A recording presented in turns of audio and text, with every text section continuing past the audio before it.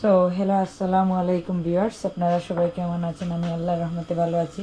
তো আজকে আমি আমাদের সিলেটি চই পিঠা মেক করব গুড় এবং নারিকেল দিয়ে। তো প্রথমে আমি চালের গুঁড়ো আমার নিজেই ঘরে করে নেওয়া চালের গুঁড়ো নিয়েছি। এতে 2 কাপ পরিমাণ চালের গুঁড়ো। আর প্রথমে চালের গুঁড়োটাকে আমি একটু ভেজে নেব, হালকা ভেজে নিয়ে ডো তৈরি করব।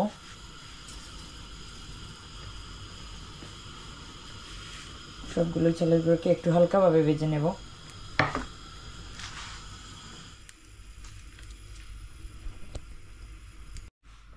এই তো এগুলোকে আমি এভাবে ভালোভাবে ভেজে নিলাম। ভেজে নেওয়া শেষ হয়ে গেছে আমার চালের গুঁড়োগুলো। এখন এটাকে আমি ঢেলে নেব। ঢেলে নিয়ে এখন পানিটা রেডি করব। পানি উঠে চই পিঠার ডোটা তো গুড়টা রেডি করে নিলাম, আর সঙ্গে চালের গুঁড়োর পানিটা বোধহয় একটু বেশি হয়ে যাবে, তার জন্য একটু পানিটা কমিয়ে নেব।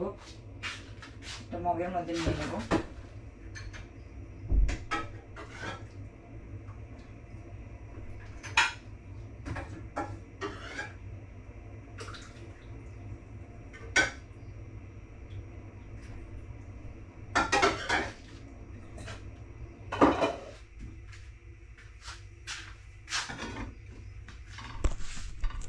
পানিটা বেশি হয়ে গেছিল, এটা কমিয়ে নিলাম। যদি লাগে তাহলে অ্যাড করব।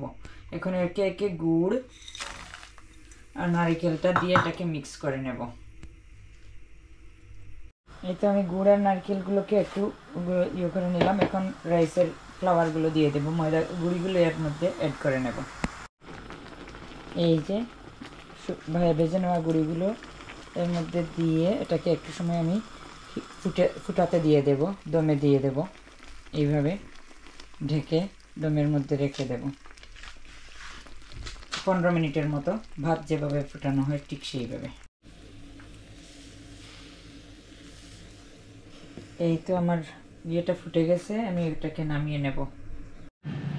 এই তো ডোটাকে আমি নামিয়ে নিয়ে মধ্যে নিয়ে এভাবে সুন্দরভাবে রেডি করে নিলাম। এখন আমি পিঠাগুলো বেলে নেব, যার যেরকম শেপ দিয়ে, কেউ গোল, কেউ লম্বাটে, অনেক ধরনের শেপ দিয়ে আমরা এটাকে করে থাকি।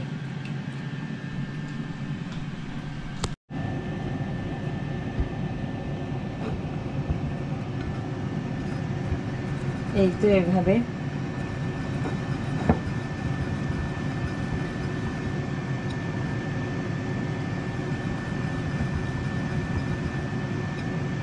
এই যে ঠিক একইভাবে আমি শেপ করে নিচ্ছি।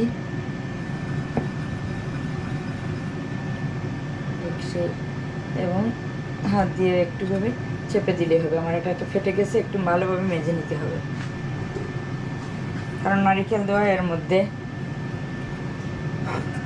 আর শক্ত হয়ে যাচ্ছে, তাড়াতাড়ি আমাকে করতে হবে, একদম টাইট ডো, এই জন্য। তো আমি কুইকলি সবগুলো বেলে নেই, দেখা হচ্ছে পরে।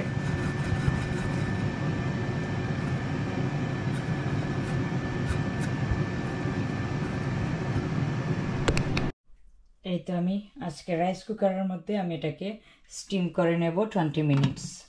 অলরেডি তো আমার ডোটা কুক করা, যার জন্য রাইস কুকারের নিচে পানি দিয়ে এটার স্টিমিংয়ের সিস্টেম আছে, যার জন্য আমি এটাকে স্টিম করে নেব।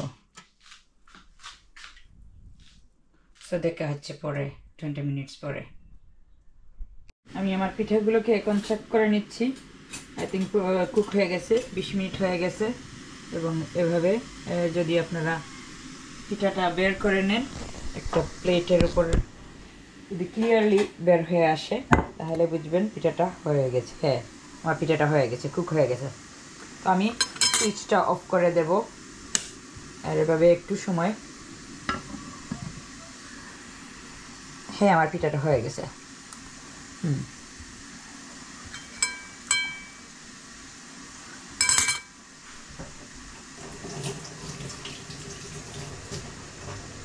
খুব সুন্দরভাবে হয়েছে। তো আপনারাও ট্রাই করে দেখবেন, বিকালে চায়ের সঙ্গে এভাবে এই পিঠাটা খেতে খুব মজা হয়। এত সুন্দর হয়েছে আমার সিলেটের চই পিঠা বা মেড়া পিঠা। আমরা অনেক অনেক অনেক জায়গার সিলেট অঞ্চলের অনেক এলাকায় অনেকে বলে থাকেন, অনেকে বলে থাকেন মেরা পিঠা, আমরা বলে থাকি চই পিঠা, চই। তো আমি তো এখন আমার এক কাপ চা বানাবো আর এটা খাবো। আপনারাও এভাবে বানিয়ে ট্রাই করবেন। আর যদি আমার ভিডিওটা ভালো লাগে তাহলে লাইক অ্যান্ড শেয়ার করবেন, চ্যানেলটাকে সাবস্ক্রাইব করবেন এবং আমার ফেসবুক পেজটাকেও ফলো করবেন। এস তাসলিমা। তো ফেসবুক পেজটার তাসলিমা আফসা।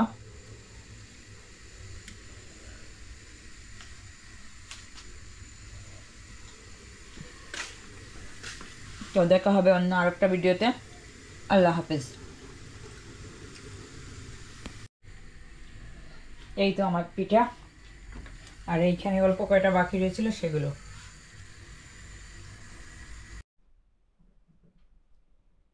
এই যে ধোয়া উঠছে পিঠা আর আমার চা, বিকালের নাস্তা। তো দেখা হচ্ছে অন্য আরেকটা ভিডিওতে। আমি আমার চার ইয়েটা এনজয় করি।